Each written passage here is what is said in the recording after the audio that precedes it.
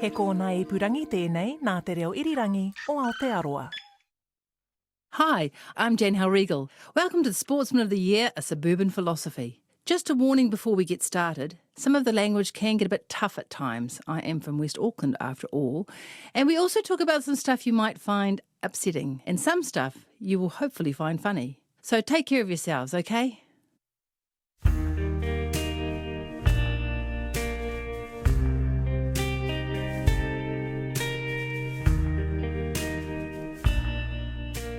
The phone rang at work. It was Mum's caregiver, Carol. Mum had fallen over and she couldn't pick her up, so she asked me if I could come around and help her. I was in the middle of accounts day in the office and not in the mood to be interrupted, so when I turned on the car ignition, I remember being mildly resentful at her for busting up my morning. Carol and I managed to get her sitting up on her couch, but she wasn't responding properly and couldn't stay upright, so an ambulance was called. Later, I was sitting with Mum in the emergency room at the hospital, and after the doctor examined her, I was pulled aside for the diagnosis. The doctor told me she only had a 50% chance of pulling through, and I should ring my family and tell them to get here now. When I realised how bad it was, I couldn't speak. A cramp attacked my insides, and a guttural howl came out from where my voice used to be, and it was a sound I didn't know I could make. It was a raw human emotion that erupted uncontained, and it was then I realised that I could lose my mother and that our bond was much deeper than I'd ever realised.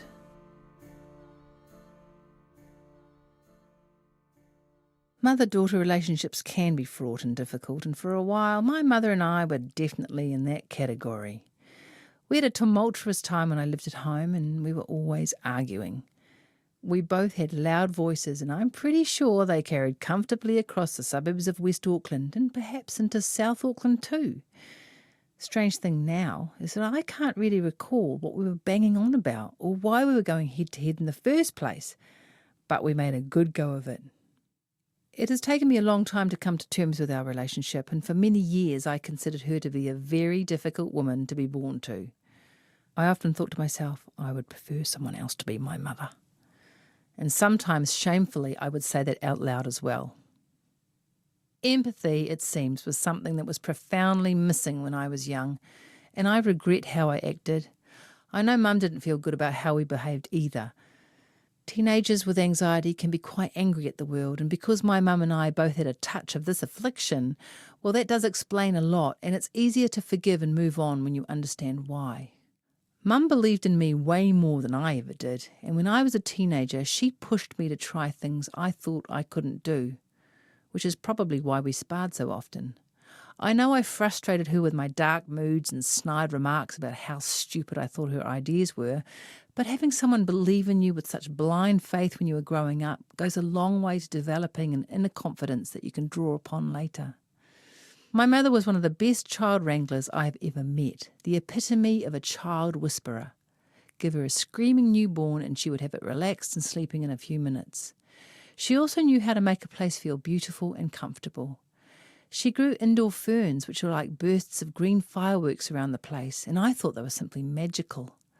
I've tried and failed to grow those plants so many times, but she was always a master. Her conviction about my talent and my looks was unwavering, and sometimes I thought a bit deluded. She told me of a time when she entered me into a baby competition, and when I didn't win, she just couldn't believe it. She wouldn't leave, sure someone was going to tell her it was a mistake and that her baby had indeed won. But no one came, so she just sat there waiting in the mall for hours.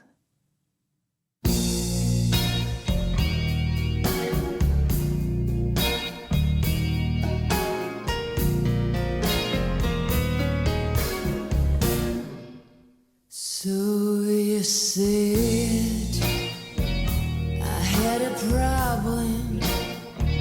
You hated my jokes. You wouldn't know Mum and I were related sometimes. She had black hair and liked lace, crystals and pretty things, and my hair was light brown and I liked leather and mudslides.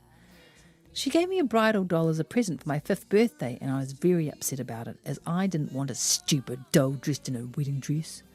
I wanted a truck, so I cast the doll aside and it lived in my wardrobe until well after I'd left home.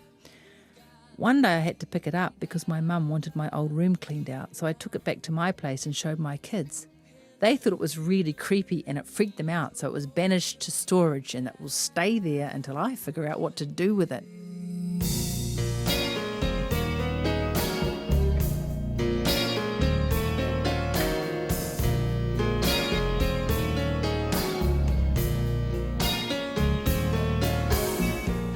When I started Year 9 at Henderson High School, I was told that because my father was a panel beater and my mum was a housewife, I had to take home economics and typing, and that these subjects would be more fitting because of my background.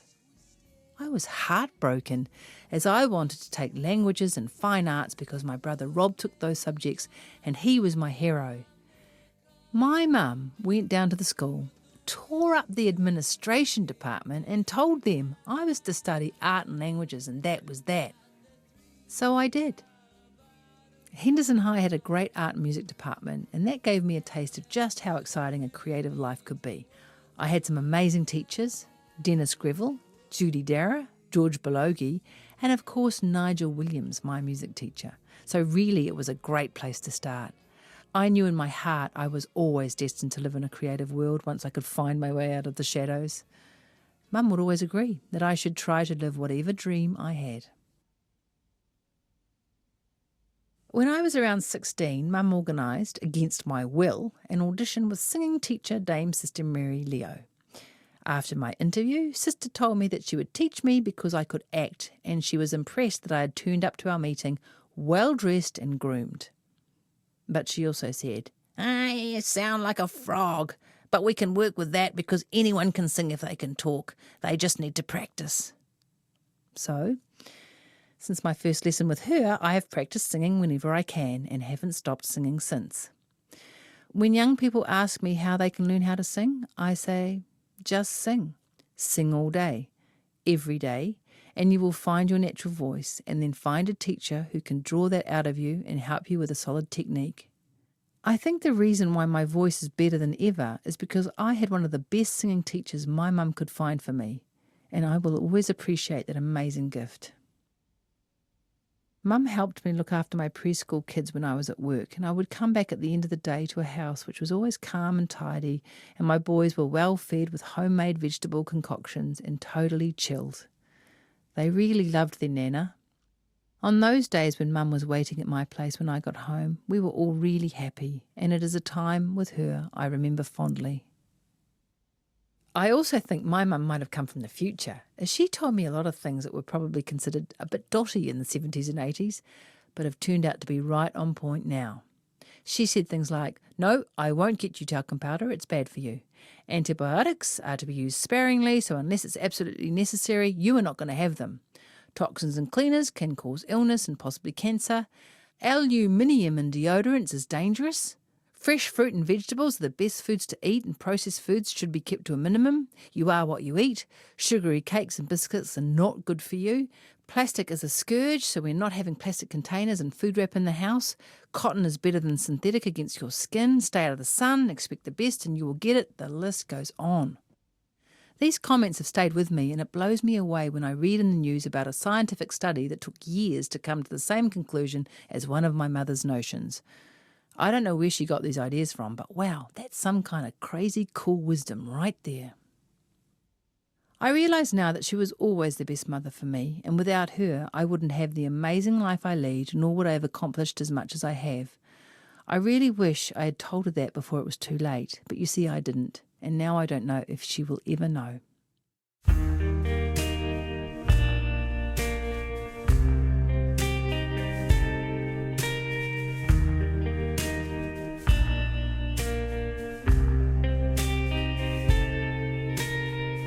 So I went home to your home. No one was home, it was no home. Mum had a stroke a year or so ago, and even though she is still with us, her brain's a bit damaged, so it's very hard to communicate with her. I don't know if I'll ever get used to that. Mum loved talking. When you would visit her, she would never stop.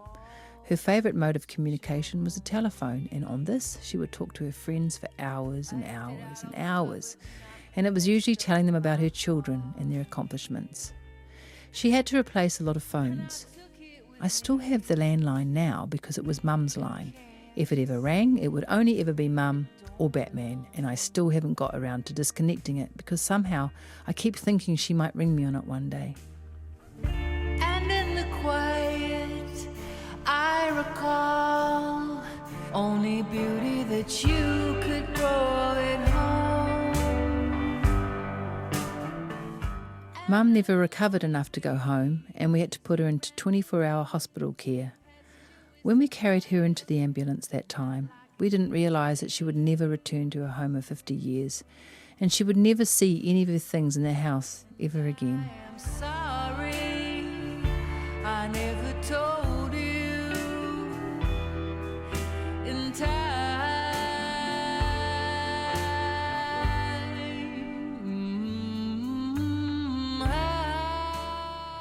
I have been visiting her regularly, but I find it very confronting because we can't connect anymore in the usual ways.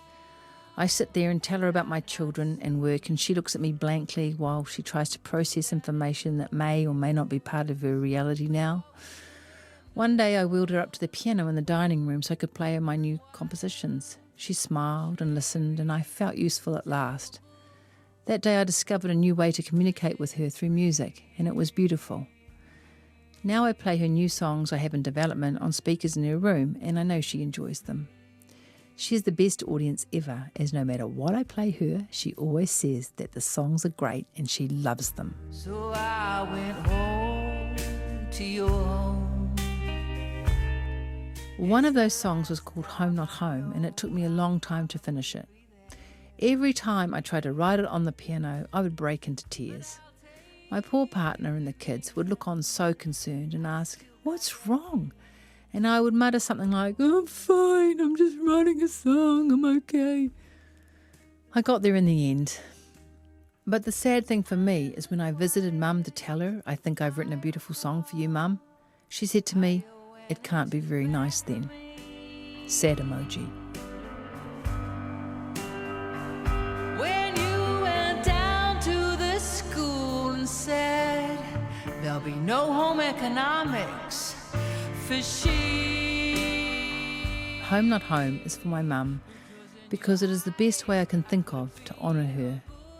I have nothing but gratitude for everything she has done for me, and I know for certain she is part of my makeup and part of what makes me whole. She taught me so much, and I know without her I wouldn't be where I am now. My mother, who told me to use my wings, and even though I kept saying, "No, I don't want to," she kept telling me over and over to put them on so I could fly. And finally I learned how to listen to her. Oh, how did I not notice? How did I not see that a daughter of yours was always gonna end up singing to her own tunes, and thanks to you, always running free.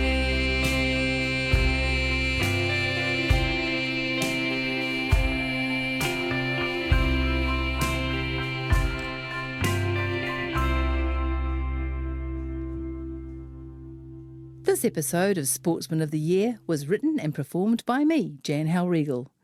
Justin Gregory was the producer and the engineer was Jana Witter. Tim Watkin is the executive producer.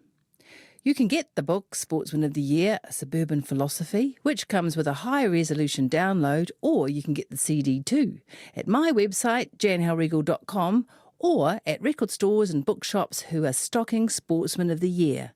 Ask them for it. You can subscribe to Sportsman of the Year at Apple Podcasts, Stitcher, Spotify, Radio Public, and of course rnz.co.nz/series. Please give us a rating. More people find out about us that way. Thanks for coming along. Enjoy.